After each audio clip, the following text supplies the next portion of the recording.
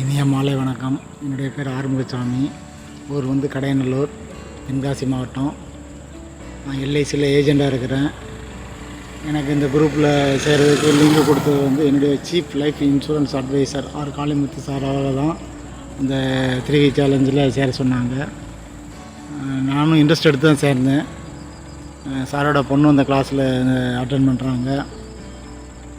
அந்த கிளாஸில் சேர்ந்த பிறகு அதிகாலையில் 4 மணிக்கு எழுந்திரிச்சு காலையில் குளிச்சுட்டு தான் 5 மணிக்கு கிளாஸ் அட்டன் பண்ணாங்க.